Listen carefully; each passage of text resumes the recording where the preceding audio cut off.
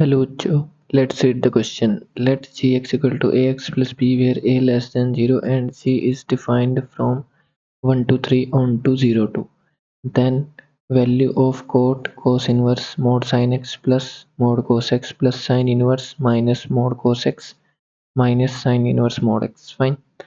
तो अब देखिए हमें गिवन एक function g x is equal to a x plus b जहाँ पे हमारा क्या है लेस देन 0 है. अब देखिए ए अगर हमारा निगेटिव है, ये इक्वेशन हमारी कैसी है, स्ट्रेट लाइन टाइप की है. अगर हम जी एक्स को अपना वाई एज्यूम करें तो Y equal to M X plus C की फॉर्म की है. तो यहाँ से हमारा लाइन का स्लोप क्या आएगा, एम आएगा हमारा ए, जो हमारा गिवन है निगेटिव. तो मतलब हमारी जो स्ट्रेट लाइन आएगी वो उसका स्लोप क्या होगा, ऐसे डिक्रीजिंग होगा कि स्लोप क्या है, निगेटिव आया है. फाइन. ये एक्स एक्सिस है हमारा, ये वाई एक्सिस है. और दो इन्फॉर्मेशन हमें गिवन है कि 1 से 3 में डिफाइंड है और 0 to 2 में ऑन टू है. फाइन. ऐसे 1 से 3 तक डिफाइंड है एंड ऑन टू है 0 to 2 तक. तो मतलब रेंज आएगी यहाँ तक 2, ये होगा कहीं 0. अब देखिए हमें एक चीज़ पता चली कि हमारा जो जी एक्स फंक्शन है वो डिक्रीजिंग है, क्योंकि स्लोप उसका नेगेटिव है. स्ट्रेट लाइन जैसी इक्वेशन आएगी, स्लोप नेगेटिव है तो डिक्रीजिंग है. और ऑन टू गिवन है 1 से लेके 1 1 3 to 0 2. तो मतलब यहाँ से हमें एक चीज़ पता चल रही है कि जी ऑफ 1 की वैल्यू तो हमारी क्या होगी 2 के इक्वल, क्योंकि डिक्रीजिंग फंक्शन है, ऑन टू भी है. और जी ऑफ 3 की वैल्यू हमारी क्या होगी 0 होगी. तो इन्फॉर्मेशन हमें यहाँ से मिली. अब देखिए हमें वैल्यू किसका फाइंड करना है, cot of cos inverse mod sin x plus mod cos x. Fine.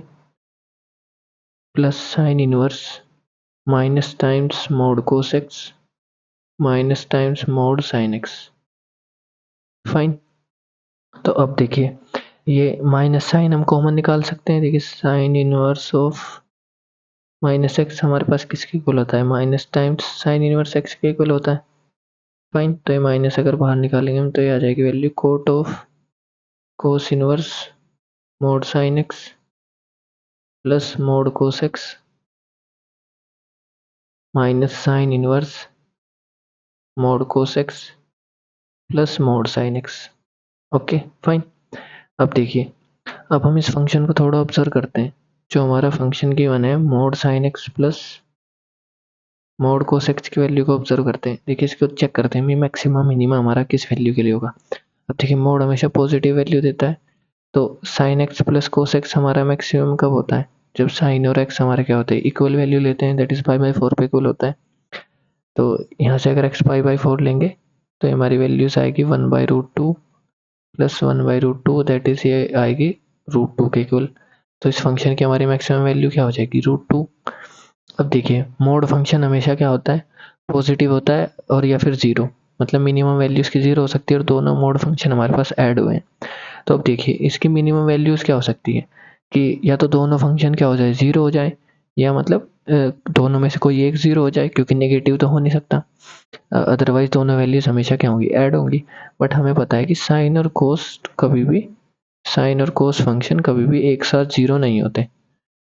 ये क्या होते हैं एक साथ कभी अब अगर आप इनका कभी ग्राफ बनाएंगे तो साइन का ग्राफ कुछ ऐसे चलता है और कोस का ग्राफ कुछ ऐसे, मतलब ये कभी भी किसी एक पॉइंट पे एक साथ जीरो नहीं होंगे. एक साथ जीरो नहीं होंगे तो फंक्शन की मिनिमम वैल्यू कब मिलेगी, जब इनमें से कोई एक फंक्शन एटलीस्ट जीरो हो रहा हो.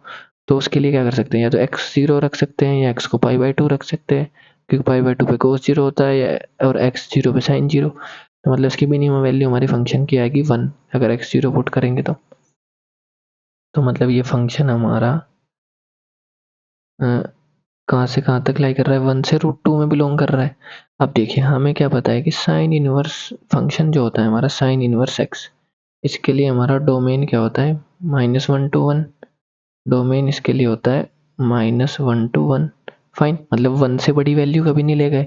बट हमें पता है कि इस फंक्शन की वैल्यू 1 से √2 तक है. 1 पे क्या इक्वलिटी गिवन है, तो सिर्फ और सिर्फ एक ही पॉसिबल वैल्यू है 1, जिसको ये फंक्शन हमेशा क्या कर सकता है अचीव कर सकता है. मतलब sign inverse mode of sine x plus cos mode of cos x की वैल्यू सिर्फ और सिर्फ 1 ही पॉसिबल है. 1 से बड़ी अगर इस फंक्शन की कोई वैल्यू होगी 1 से बड़ी अगर इस फंक्शन की कोई वैल्यू होगी तो ये साइन अचीव नहीं कर सकता, मतलब सॉरी यहाँ पे लिखें साइन इनवर्स 1, मतलब इस फंक्शन की सिर्फ और सिर्फ एक ही ऐसी पॉसिबल वैल्यू है जिसको हम ले सकते हैं, अदरवाइज वो डोमेन में नहीं आएगी। और साइन इनवर्स 1 हमारा क्या होता है, पाई/2 होता है।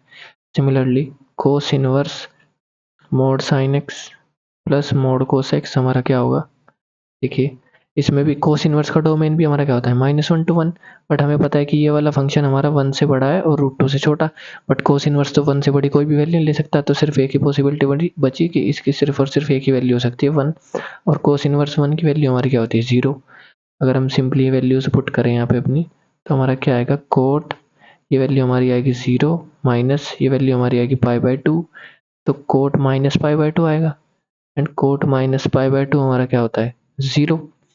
ओके, तो ओवरऑल इस फंक्शन की वैल्यू हमारी क्या है 0, बट हमने भी यहाँ से एक इन्फॉर्मेशन पता चली थी कि 0 किसकी वैल्यू है g(3) की, मतलब इसको हम g(3) लिख सकते हैं। दैट इज जो हमारा ऑप्शन हो जाएगा कौन सा करेक्ट हो जाएगा, option number 3 is correct. I hope you understood this solution. Thank you.